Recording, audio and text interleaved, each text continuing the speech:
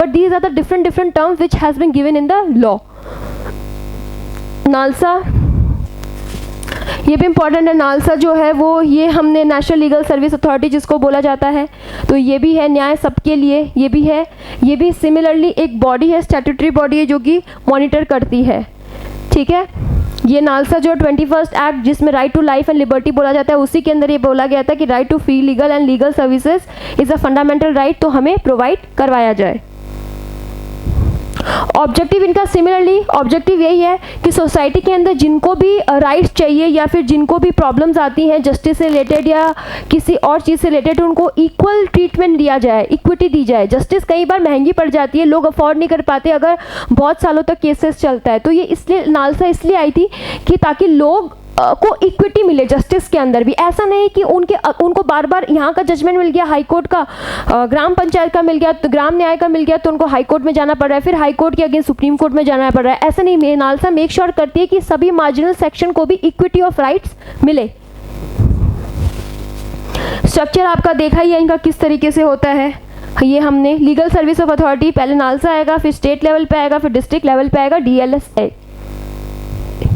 Composition similar होता है, composition important नहीं है, बट हाँ ये मेक श्योर करते हैं कि वुमेन, चाइल्ड और जो SC ST से रिलेटेड जो भी लोग होते हैं उनको ज़्यादा इसके अंदर प्रोटेक्शन मिले, उनको ही ज़्यादा रिक्रूट किया जाता है इन्हीं लोगों को सेक्शंस के अंदर, ताकि इनको स्पेशल रिप्रेजेंटेशन जिनको बोल सकते हैं वो प्रोवाइड करवाने के लिए।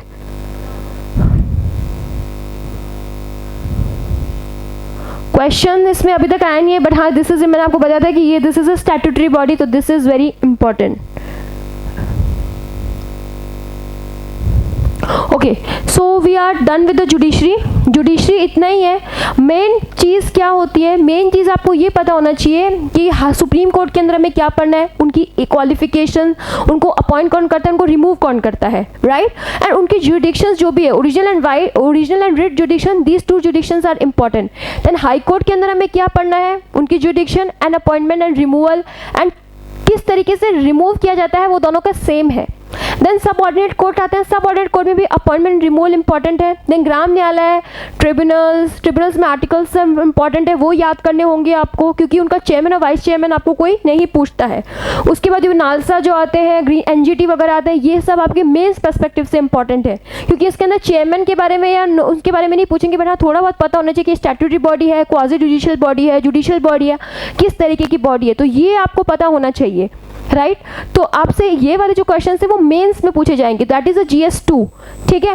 तो आपको इस तरीके से प्रिपेयर करनी है कि कुछ चीज़ें आपको प्रीलिम्स पर्सपेक्टिव से होंगी जो आपको उन तरह के नोट्स बनाने हैं, और एक मेंस पर्सपेक्टिव से होंगे। तो आप क्या किया कीजिए, पॉलिटी के जैसे एक सेक्शन बना लीजिए, तो उसके 2 पार्ट कर लीजिए, प्रीलिम्स एंड मेंस। प्रीलिम्स में फैक्चुअल इन्फॉर्मेशन वाले पॉइंट्स ऐड डाउन कर लीजिए बुक के नोटबुक के अंदर या अपने नोट्स के अंदर, या अगर लैपटॉप पे बना रहे तो गूगल डॉक के अंदर, और मेंस के लिए अलग पॉइंट बना लीजिए। और जो भी कीवर्ड्स होते हैं ना, जैसे जुडिशरी के अंदर जो भी कीवर्ड्स आते हैं, SPD, alternative dispute resolution, fast track courts, तो दीज आर मेंस टॉपिक्स, तो आप उनको नोट डाउन कर लीजिए, उनके कीवर्ड्स नोट डाउन कर लीजिए, ताकि जब आप जुडिशरी पढ़े तो उनको भी रिवाइज करें, मेक श्योर प्रीलिम्स वाले पॉइंट को भी और मेंस वाले जो पॉइंट है उनको भी रिवाइज करें। तो इस तरीके से आपकी जो प्रिपरेशन है वो प्रीलिम्स की और मेंस की अलग अलग नहीं होगी, बिल्कुल सेम होगी, ठीक है। तो ये चीज़ आप करिए, इस तरीके से आप जब करेंगे तो आपका सॉल्व होगा। ये ध्यान रखिए कि आपको लॉयर नहीं बनना है कि आप बिल्कुल डिटेल में जाके केसेस पढ़ने लगे, ऊपर से चीज़ें पढ़नी है जो कि आपको पता रहे कि हाँ अगर कोई जजमेंट के बारे में न्यूज़पेपर में आया तो ऐसा ना हो कि ब्लैंक आउट हो जाए कि अरे ऐसे कैसे जजमेंट पास करते हो और ये क्यों होता है। बस आपको ये देखना है कि जजमेंट क्यों पास हुआ है और इसका रीज़न क्या है, और कॉन्फ्लिक्ट अगर सोसाइटी के साथ है या एनवायरनमेंट के साथ है या गवर्नमेंट के साथ है तो क्यों है, सेपरेशन ऑफ पावर का वायलेशन है तो क्यों है। तो ये आपको कवर करना पड़ेगा अपने न्यूज़पेपर के करंट अफेयर्स के अंदर, ठीक है। तो आप पढ़ो तो इस तरीके से पढ़ो कि आपकी ये चीज़ें कवर हो, rather than going into the detail. अब डिटेल में जाके PhD या थीसिस नहीं लिखनी है आपको just exam point of view से पढ़ना है कि एग्जाम पॉइंट ऑफ व्यू में क्या इंपॉर्टेंट है और क्या इंपॉर्टेंट नहीं है।